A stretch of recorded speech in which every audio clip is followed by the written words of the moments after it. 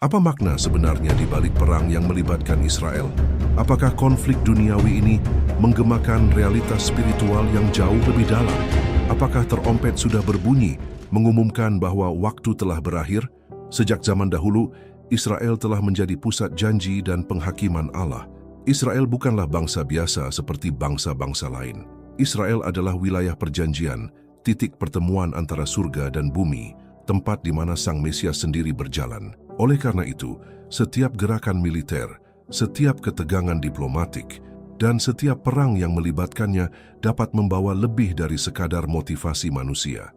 Israel dapat menjadi refleksi langsung dari masa kenabian yang mendekati akhirnya. Nabi Zakharia dengan jelas menyatakan dalam bab 12 ayat 2, "Sesungguhnya, Aku akan membuat Yerusalem menjadi cawan yang menggetarkan bagi segala bangsa di sekelilingnya. Juga terhadap Yehuda akan terjadi pengepungan terhadap Yerusalem." Yerusalem, menurut kitab suci, akan menjadi titik ketegangan global.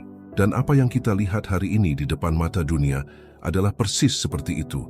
Sebuah kota yang terus-menerus dikepung, ditakuti, diperebutkan, dibenci, tetapi juga dilindungi oleh tujuan-tujuan kekal. Dalam Yoel pasal 2 ayat 1 tertulis, "Tiuplah sangkakala di Sion dan teriaklah di gunungku yang kudus. Biarlah gemetar seluruh penduduk negeri, sebab hari Tuhan datang, hari itu sudah dekat." Bunyi terompet bukanlah bunyi biasa. Bunyi itu adalah panggilan ilahi. Bunyi itu adalah tanda peringatan rohani yang menunjuk kepada hari-hari penghakiman, saat-saat sebelum masa kesusahan besar.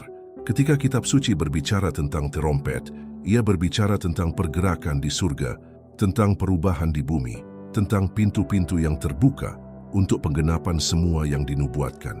Dalam Wahyu pasal 8 ayat 6, kita membaca, "Dan ketujuh malaikat yang memegang ketujuh sangkakala itu bersiap untuk meniup sangkakala." Setiap terompet ini mengumumkan sesuatu yang tak terelakkan, penghakiman, transformasi, campur tangan ilahi.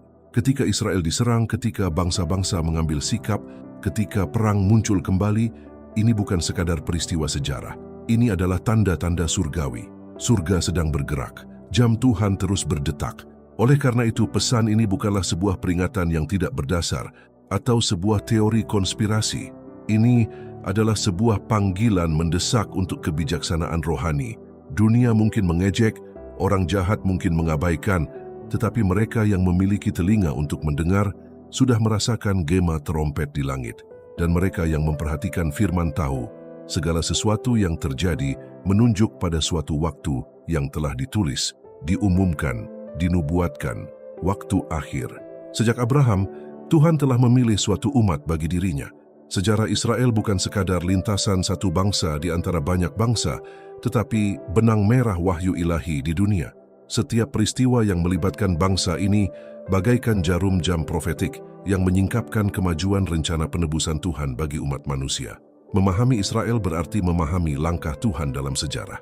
Allah membuat perjanjian dengan Abraham yang tercatat dalam Kejadian pasal 12 ayat 2 dan 3, di mana Dia menyatakan, "Dan aku akan menjadikanmu bangsa yang besar dan memberkatimu serta membuat namamu masyhur, dan engkau akan menjadi berkat. Aku akan memberkati orang-orang yang memberkatimu dan mengutuk orang-orang yang mengutukmu, dan melaluimu semua kaum di bumi akan mendapat berkat." Janji ini tidak pernah dilupakan. Janji ini bergema di seluruh Alkitab yang menegaskan pentingnya Israel hingga akhir zaman. Dunia modern memandang Israel hanya sebagai pusat konflik politik dan geografis. Namun, kitab suci mengajarkan bahwa tanah ini dipilih oleh Allah untuk menjadi tempat terjadinya peristiwa penebusan dan penghakiman eskatologis. Tersebarnya orang-orang Yahudi, pemeliharaan mereka, dan kembalinya mereka ke tanah perjanjian, semuanya merupakan tonggak-tonggak eskatologis. Dalam Ulangan pasal 30 ayat 3-5, Allah telah mengantisipasi kembalinya mereka. "Maka Tuhan Allahmu akan membawa engkau kembali dari pembuanganmu, dan akan menyayangi engkau, dan akan mengumpulkan engkau kembali dari segala bangsa, kemana Tuhan Allahmu telah mencerai-beraikan engkau. Sekalipun orang-orang buanganmu sampai ke ujung langit, dari sanalah Tuhan Allahmu akan mengumpulkan engkau dan akan membawa engkau kembali. Tuhan Allahmu akan membawa engkau ke negeri yang telah dimiliki oleh nenek moyangmu, dan engkau akan memilikinya. Ia akan berbuat baik kepadamu dan membuat engkau lebih banyak daripada nenek moyangmu. Kembalinya orang-orang Yahudi ini, yang dimulai pada tahun 948 dengan berdirinya negara Israel, dianggap oleh banyak ahli nubuat sebagai tanda terbesar akhir zaman. Pohon ara pun bertunas. Dan seperti yang Yesus sendiri katakan dalam Matius bab 24 ayat 32. Sekarang pelajarilah perumpamaan ini dari pohon ara. Apabila ranting-rantingnya telah melembut dan mulai bertunas, kamu tahu bahwa musim panas sudah dekat. Israel adalah pohon ara itu. Berkembangnya bangsa itu menandai dimulainya jam nubuatan terakhir. Setiap perang, setiap serangan, setiap perjanjian damai atau pelanggaran perjanjian harus dilihat dalam terang nubuatan Alkitab. Ini bukan sekadar berita utama surat kabar, ini adalah bab-bab dalam sebuah buku yang sedang dibuka di hadapan mata manusia. Nabi Yesaya juga menyatakan dalam Yesaya pasal 66 ayat 8, siapakah yang pernah mendengar hal seperti itu? Siapakah yang pernah melihat hal seperti itu? Dapatkah suatu negeri dilahirkan dalam satu hari? Dapatkah suatu bangsa dilahirkan sekaligus? Namun Sion bersusah payah dan melahirkan anak-anaknya. Ayat ini secara harfiah menggenapi pemulihan Israel dalam satu hari, ketika pada tanggal 14 Mei 1948, dunia menyaksikan munculnya kembali sebuah bangsa yang telah tersebar selama hampir 2000 tahun. Namun pemulihan bukan hanya bersifat politis, pemulihan bersifat profetik. Pemulihan merupakan pertanda akan sesuatu yang jauh lebih besar. Dalam Yehezkiel pasal 36 ayat 24 tertulis, "Dan aku akan mengambil kamu dari antara bangsa-bangsa lain dan mengumpulkan kamu dari semua negeri dan membawa kamu ke tanahmu." Dan dalam pasal 37, Tuhan memberikan penglihatan tentang lembah tulang-tulang kering yang menggambarkan kaum Israel dihidupkan kembali. Gerakan kembali ini bukan sekadar penyelamatan etnis atau budaya. Gerakan ini adalah penempatan bagian utama dari papan catur nubuatan. Israel perlu berada di tanah itu agar semua nubuat tentang kesengsaraan besar, manifestasi antikristus, pembangunan kembali bait suci, dan perang Armageddon dapat terpenuhi. Itulah sebabnya ketika Israel berperang, langit pun berguncang. Dalam Daniel pasal 10, sang nabi menceritakan saat ketika pangeran kerajaan Persia melawan malaikat Tuhan, yang menyingkapkan bahwa di balik pertempuran manusia ada kenyataan rohani. Daniel pasal 10 ayat 13 mengatakan, "Tetapi raja negeri Persia itu berdiri melawan aku 21 hari lamanya. Tetapi lihatlah Mikhael, salah seorang dari raja-raja terkemuka, datang menolong aku, dan aku tinggal di sana bersama-sama dengan raja-raja negeri Persia." Setiap konflik di Israel adalah cerminan perang surgawi. Setiap bom yang meledak di Tanah Suci adalah gema pertempuran spiritual antara malaikat dan setan, antara kebaikan dan kejahatan, antara kerajaan Tuhan dan kekaisaran kegelapan. Israel adalah jamnya, nubuat adalah jarumnya, dan waktu terus berjalan maju. Sejak zaman dahulu, Tuhan telah menggunakan bunyi-bunyian tertentu untuk memperingatkan umatnya. Sangkakala selalu memainkan peran penting. Ia memanggil orang untuk berperang, mengumumkan hari raya yang khidmat, menyerukan pengudusan, dan yang paling penting, mewakili gerakan surga di bumi. Namun, ada saatnya bunyi sangkakala bukan sekadar panggilan, melainkan peringatan bahwa masa belas kasihan telah berakhir dan masa penghakiman semakin dekat. Nabi Yoel adalah salah satu orang pertama yang mencatat suara ini sebagai seruan peringatan bagi dunia. Yoel pasal 2 ayat 1 menyatakan, "Tiuplah sangkakala di Sion dan teriaklah di gunungku yang kudus. Biarlah gemetar seluruh penduduk negeri, sebab hari Tuhan datang, hari itu sudah dekat." Suara di sini bukan sekadar seremonial, ini adalah seruan profetik. Pengumuman bahwa sesuatu akan terjadi. Hari Tuhan, waktu ketika Tuhan mencurahkan penghakimannya ke bumi, sudah dekat. Dan suara ini, meskipun banyak yang tidak mendengarnya secara fisik, sudah bergema di surga dan beresonansi dalam roh orang-orang yang memperhatikan. Dalam kitab Bilangan pasal 10 ayat 9, Tuhan memberikan instruksi kepada umat tentang cara menggunakan trompet pada masa perang. "Apabila kamu berperang di negerimu melawan musuh yang menindas kamu, maka haruslah kamu meniup sangkakala untuk memberi tanda bahaya, sehingga Tuhan Allahmu mengingat kamu dan menyelamatkan kamu dari musuh-musuhmu." Bunyi trompet membangkitkan ingatan Tuhan akan umatnya. Itu adalah seruan minta tolong dan simbol campur tangan. Namun, pada masa-masa nubuatan, bunyi terompet berubah nada. Kini Tuhanlah yang menarik perhatian dunia kepada ketetapan-ketetapannya yang tidak dapat dibatalkan. Dalam kitab Wahyu, bunyi terompet memiliki makna yang paling dalam. Wahyu pasal 8 ayat 6 mengatakan, "Dan ketujuh malaikat yang memegang ketujuh sangkakala itu bersiap untuk meniup sangkakala." Setiap terompet dari titik ini dan seterusnya memicu peristiwa-peristiwa yang dahsyat dan transformatif di bumi.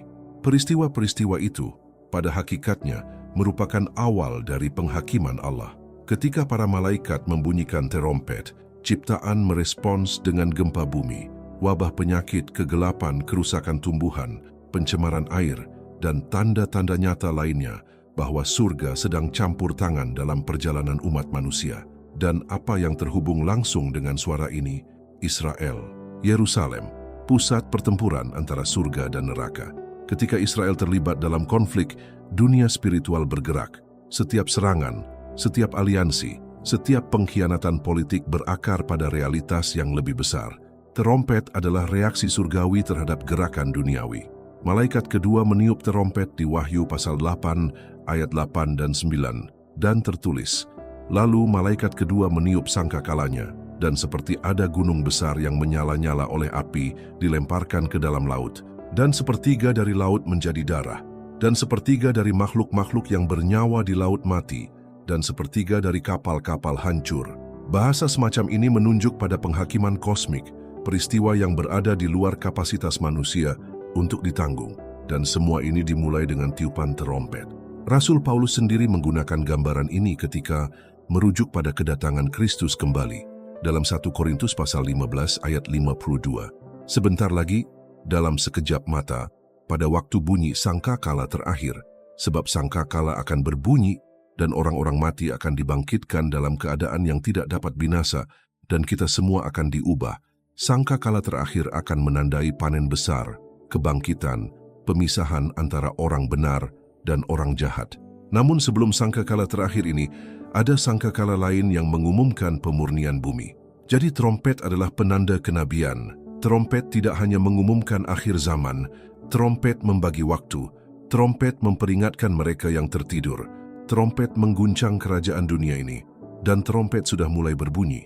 Jadi ketika kita melihat Israel menyerang, diserang, membentuk aliansi, melanggar perjanjian, kita tidak boleh hanya mengikutinya, seolah-olah itu berita yang berlalu.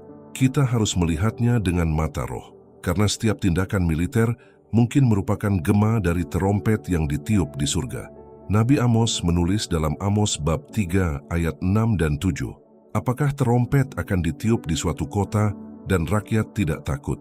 Apakah suatu malapetaka akan menimpa suatu kota dan Tuhan tidak melakukannya? Sesungguhnya Tuhan Allah tidak akan berbuat sesuatu, tetapi Ia telah menyatakan rahasianya kepada hamba-hambanya, para nabi." Tuhan sedang menyingkapkan. Suara-suara bergema, tanda-tandanya terlihat, namun banyak yang masih tidak gemetar. Surga membunyikan alarm, tetapi bumi tetap merayakan. Terompet dibunyikan untuk membangunkan orang-orang kudus, memanggil para pejuang spiritual, memperingatkan yang acuh tak acuh, dan mengumumkan bahwa waktunya hampir habis. Setiap bunyi membawa makna tersendiri, dan pada momen sejarah ini, bunyi terompet menunjuk pada sesuatu yang tak terelakkan. Penghakiman akan datang, dan itu dimulai dari rumah Tuhan. Perang di Israel bukan sekadar cerminan konflik regional. Perang ini merupakan panggung yang disiapkan untuk perwujudan pribadi yang disebut Alkitab sebagai manusia durhaka, putra kebinasaan. Kitab suci menunjukkan kepada kita bahwa sebelum kedatangan Kristus yang mulia, seorang pemimpin dunia akan muncul yang akan membawa janji-janji palsu tentang perdamaian, menipu bangsa-bangsa, dan menganiaya orang-orang kudus milik yang maha tinggi. Bentrokan yang terjadi saat ini di Israel mungkin merupakan langkah awal menuju kebangkitannya. Dalam kitab Daniel, ada pernyataan yang jelas tentang karakter ini. Daniel pasal 9 ayat 26 menyatakan, "Dan sesudah 62 minggu itu akan disingkirkan seorang yang telah diurapi, padahal tidak ada salahnya sama sekali. Dan rakyat seorang raja yang akan datang akan membinasakan kota dan tempat kudus itu, dan kota itu akan berakhir dengan banjir besar, dan sampai kepada akhir zaman akan ada peperangan, dan kehancuran telah ditetapkan." Ayat ini tidak hanya berbicara tentang penolakan terhadap Mesias, tetapi juga tentang serangkaian perang hingga akhir zaman.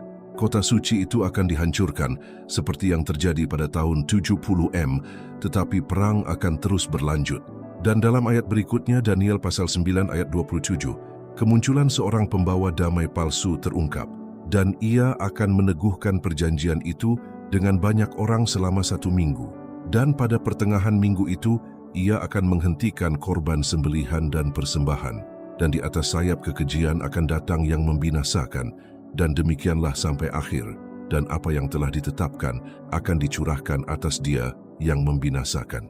Perjanjian damai ini, yang ditandatangani selama seminggu, yang secara nubuatan menunjuk ke 7 tahun, akan dipatahkan menjadi 2. Perdamaian itu hanya akan menjadi kedok, dan perpecahan ini akan mendatangkan penganiayaan, perang, dan penghakiman atas bumi. Banyak cendekiawan mengidentifikasi pemimpin ini sebagai antikristus, seseorang yang akan datang dengan pidato rekonsiliasi, tetapi yang sebenarnya akan melaksanakan rencana kegelapan. Itulah sebabnya Paulus menulis dalam 1 Tesalonika pasal 5 ayat 3, sebab apabila mereka mengatakan damai dan aman, maka tiba-tiba kebinasaan menimpa mereka seperti seorang perempuan hamil ditimpa sakit bersalin, dan mereka pasti tidak akan luput. Perdamaian palsu akan menjadi pertanda kekacauan, dan agar skenario kebutuhan akan perdamaian global ini terwujud, perlu ada konflik, perang, krisis, keputusasaan. Semua itu sudah terjadi di depan mata kita. Dunia mengamati Israel dengan gentar. Setiap serangan dapat memicu reaksi berantai. Aliansi terbentuk dan hancur. PBB, Amerika Serikat, Uni Eropa, Rusia, negara-negara Arab, semuanya memihak. Dan di panggung yang tidak stabil ini, seseorang akan muncul dengan pesan yang mendamaikan. Seorang pemimpin politik dan spiritual dengan kemampuan untuk menggalang kekuatan dunia demi tujuan bersama. Namun di balik diplomasi ini akan ada semangat yang menipu. Wahyu pasal 13 ayat 1-3 menggambarkan pemimpin ini sebagai seekor binatang yang bangkit dari laut. Dan aku melihat seekor binatang keluar dari dalam laut, bertanduk 10 dan berkepala 7. Di atas tanduk-tanduknya ada 10 mahkota, dan di kepalanya tertulis nama-nama hujat. Binatang yang kulihat itu seperti macan tutul, dan kakinya seperti kaki beruang dan mulutnya seperti mulut singa. Dan naga itu memberikan kepadanya kekuatannya, dan takhtanya, dan kekuasaannya yang besar. Dan tampaklah satu dari kepalanya seperti terluka yang membahayakan nyawanya. Tetapi luka yang membahayakan nyawanya itu sembuh. Seluruh dunia heran melihat binatang itu. Tokoh ini karismatik, strategis, dan menggoda. Dunia akan mengikutinya. Bangsa-bangsa akan menerimanya. Ia akan melakukan tanda-tanda tipu daya dan akan menguasai sistem ekonomi dan agama. Dan di lingkungan inilah kesengsaraan besar akan muncul. Yesus memperingatkan tentang waktu ini di Matius pasal 24 ayat 21 dan 22. Karena pada masa itu akan terjadi siksaan yang dahsyat seperti yang belum pernah terjadi sejak permulaan dunia sampai sekarang dan yang tidak akan terjadi lagi. Dan sekiranya waktunya tidak dipersingkat, maka dari segala yang hidup tidak akan ada yang selamat. Akan tetapi oleh karena orang-orang pilihan waktu itu akan dipersingkat, kedamaian semu yang dipromosikan oleh pemimpin ini akan hancur, dan orang-orang yang benar-benar percaya akan dianiaya. Bait suci di Yerusalem, yang banyak orang percaya akan dibangun kembali, akan menjadi pusat penyembahan palsu. Daniel pasal 11 ayat 31 bernubuat. Dan di pihak mereka akan ada senjata-senjata yang akan menajiskan tempat kudus dan benteng, dan akan menghapuskan korban sehari-hari, dan akan mendirikan kekejian yang membinasakan. Tindakan menaruh sesuatu yang tidak suci di tempat yang kudus inilah yang menjadi pemicu penghakiman ilahi. Yesus sendiri menyebutkan hal ini di Matius pasal 24 ayat 15. Ketika kamu melihat kekejian yang membinasakan yang dibicarakan oleh Nabi Daniel berdiri di tempat yang kudus, biarlah pembaca mengerti, panggung tengah dipersiapkan di depan mata kita. Kekacauan di Timur Tengah tidak berdiri sendiri. Kekacauan ini saling terkait dengan rantai nubuatan yang akan mencapai puncaknya dengan munculnya Antikristus dan dimulainya masa kesusahan bagi Yakub, seperti yang dijelaskan dalam Yeremia pasal 30 ayat 7. Sebab hari itu hebat sekali, Belum pernah ada yang seperti itu. Itulah waktu kesusahan bagi Yakub, tetapi ia akan diselamatkan daripadanya. Israel akan menderita, tetapi mereka akan diselamatkan. Perang akan berkecamuk, tetapi umat yang tersisa akan diselamatkan. Dan di tengah kekacauan, gereja yang sejati akan dipanggil untuk setia. Penganiayaan tidak akan ditujukan kepada Israel saja, tetapi kepada semua orang yang mengakui nama Yesus. Jadi, konflik yang sedang terjadi saat ini bukan hanya apa yang kita lihat di berita. Konflik ini adalah bagian dari jam nubuatan Tuhan. Konflik ini mempersiapkan dunia untuk kedatangan Dia yang akan datang atas namanya sendiri, tetapi akan ditolak oleh mereka yang memiliki kebijaksanaan rohani. Ada titik kulminasi dalam nubuat-nubuat Alkitab di mana semua bangsa di bumi bersatu dalam satu skenario, perang melawan Israel. Konfrontasi ini tidak hanya bersifat politik atau militer, ini akan bersifat spiritual. Ini akan menjadi momen ketika penghakiman terakhir akan terlihat di bumi, dan tempat ini memiliki nama, Armageddon. Alkitab dengan jelas menunjukkan bahwa kebencian terhadap Israel akan dipicu oleh kekuatan rohani yang tak terlihat. Ini bukan hanya tentang kepentingan ekonomi atau ideologis. Ini tentang pertentangan terhadap rencana Tuhan. Karena Israel bukan hanya wilayah, ini adalah simbol, ini adalah warisan, ini adalah bagian dari rencana penebusan kekal. Dalam Wahyu pasal 14 ayat 16 tertulis, lalu mereka mengumpulkan mereka di suatu tempat yang dalam bahasa Ibrani disebut Armageddon. Ayat ini berbicara tentang berkumpulnya bangsa-bangsa di bawah pengaruh setan, seperti yang kita lihat dalam ayat-ayat sebelumnya, di mana roh-roh jahat seperti katak keluar untuk menipu raja-raja di bumi. Tujuannya untuk memimpin pasukan dunia untuk menemui Tuhan dalam peperangan. Ini adalah pertikaian antara Sang Pencipta dan makhluk-makhluk pemberontaknya. Sebelumnya, dalam Yehezkiel pasal 38 dan 39, kita melihat uraian terperinci tentang gerakan militer yang bersifat nubuat ini. Yehezkiel pasal 38 ayat 2-4 mengatakan, "Hai anak manusia, tujukanlah mukamu kepada Gog dari negeri Magog, Raja Rosh, Mesek dan Tubal, dan bernubuatlah terhadap dia. Katakanlah, beginilah firman Tuhan Allah, lihatlah, aku akan menjadi lawanmu, hai Gog, Raja Rosh, Mesek dan Tubal.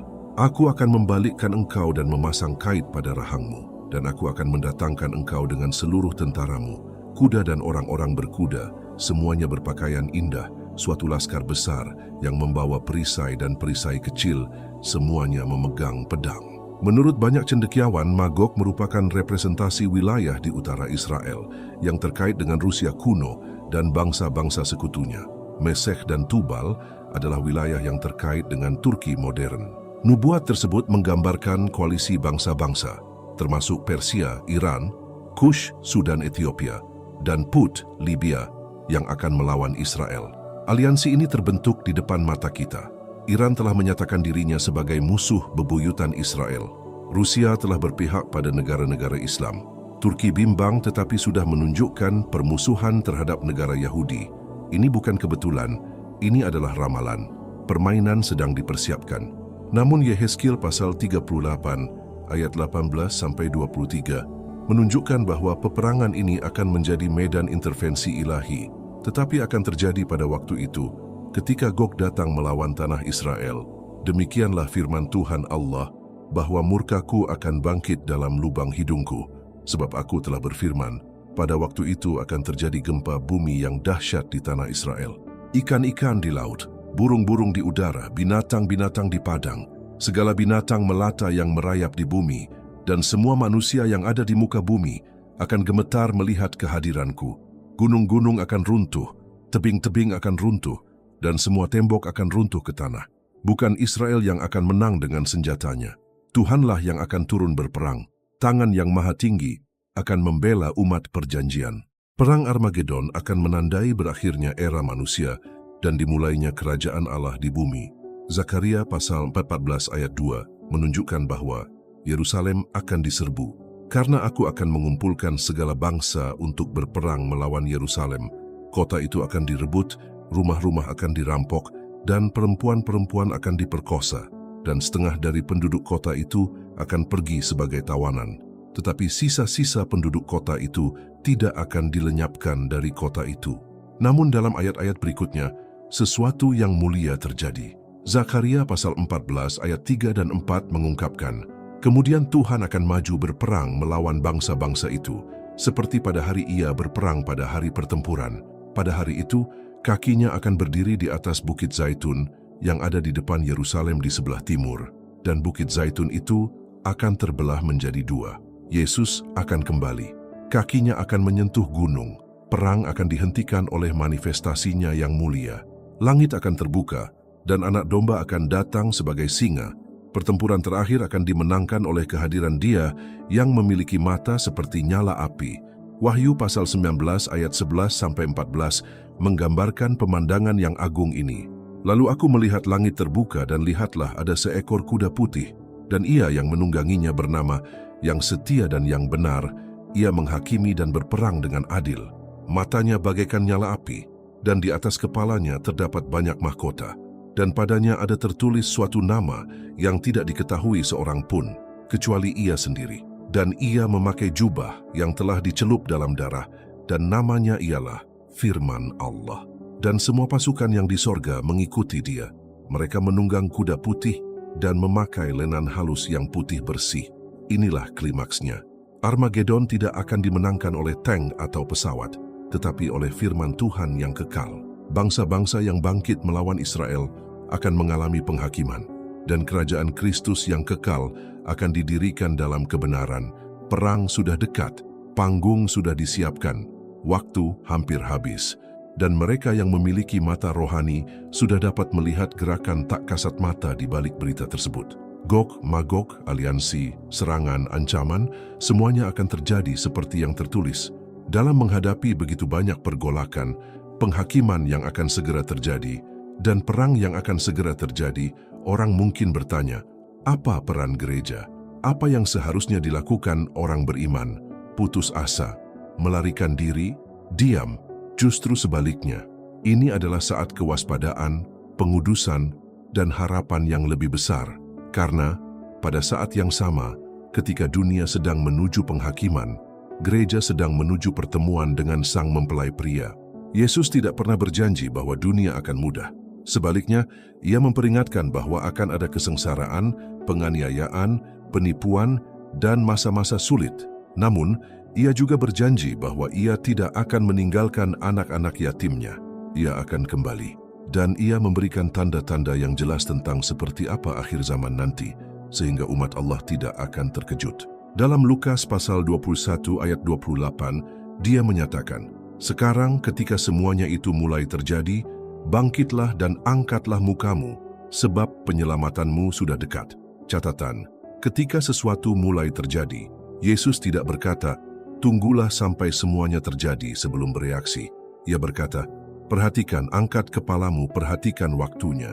Gereja tidak dipanggil untuk tidur pada saat yang paling menentukan dalam sejarah, tetapi untuk menjadi penuh perhatian, terjaga, dan dipenuhi dengan roh. Kita hidup di masa ini. Tanda-tandanya ada di mana-mana. Perang dan rumor tentang perang, bangsa melawan bangsa, gempa bumi, wabah, Kristus palsu, dan yang terpenting, Israel menjadi pusat perhatian dunia. Tanda-tanda ini bukanlah akhir dari segalanya. Itu adalah awal dari rasa sakit, seperti kontraksi seorang wanita yang akan melahirkan. Yesus mengajarkan dalam Matius bab 24 ayat 6-8, dan kamu akan mendengar tentang perang dan kabar-kabar tentang perang. Berhati-hatilah supaya kamu tidak gelisah, karena semua hal ini harus terjadi, tetapi kesudahannya belum tiba, sebab bangsa akan bangkit melawan bangsa dan kerajaan melawan kerajaan. Akan ada kelaparan, penyakit sampar, dan gempa bumi di berbagai tempat. Semua ini adalah awal dari sakit bersalin. Dunia sedang dalam proses persalinan. Sesuatu yang baru akan segera lahir, bukan sistem manusia yang baru, melainkan kerajaan anak domba yang kekal, dan gereja harus siap. Oleh karena itu, kewaspadaan bukanlah suatu pilihan, melainkan suatu perintah. Yesus memperingatkan dengan tegas dalam Markus pasal 13 ayat 35-37. Karena itu berjaga-jagalah, sebab kamu tidak tahu bila manakah tuan rumah itu pulang, pada waktu petang atau tengah malam, atau pada waktu ayam berkokok atau pagi-pagi, supaya jangan ia datang dengan tidak terduga dan mendapati kamu sedang tidur. Dan apa yang kukatakan kepadamu, kukatakan kepada semua orang, berjaga-jagalah. Kewaspadaan rohani bukan hanya menghindari dosa. Itu berarti hidup dengan mata yang tertuju pada yang tinggi. Itu berarti berjalan dalam kekudusan. Itu berarti memahami waktu. Itu berarti menjaga minyak tetap menyala, seperti gadis-gadis bijaksana dalam perumpamaan. Waktu untuk gangguan sudah berakhir. Waktu untuk iman yang dangkal sudah berakhir. Ini adalah waktu untuk pemisahan, untuk pengudusan, untuk aliansi yang kuat dengan Tuhan. Paulus juga memperingatkan tentang masa ini. Dalam Roma pasal 13 ayat 11-12, ia menulis, "Sekarang aku berkata demikian, karena aku tahu keadaan waktu ini, yaitu bahwa sudah saatnya bagi kita untuk bangun dari tidur, karena sekarang keselamatan sudah lebih dekat bagi kita daripada pada waktu kita pertama kali percaya. Hari sudah larut malam, dan siang sudah hampir tiba. Karena itu, marilah kita menanggalkan perbuatan-perbuatan kegelapan dan mengenakan perlengkapan senjata terang." Apa yang terjadi di dunia adalah panggilan untuk membangunkan rohani bagi gereja. Tuhan memanggil umatnya untuk bertobat, waspada, beriman teguh, dan berdiam dalam roh. Karena meskipun terompet mengumumkan penghakiman, bagi orang benar terompet itu mengumumkan penebusan. Dalam Wahyu pasal 3 ayat 10, Yesus membuat janji kepada mereka yang menaati firman-Nya dan bertekun, "Karena engkau menuruti firman-Ku, untuk tekun menantikan Aku, maka Aku pun akan melindungi engkau dari hari pencobaan yang akan datang atas seluruh dunia untuk mencobai mereka yang diam di bumi." Ayat ini adalah jangkar harapan. Mereka yang tetap setia, teguh, waspada, dan bersemangat bagi Kristus tidak ditakdirkan untuk murka.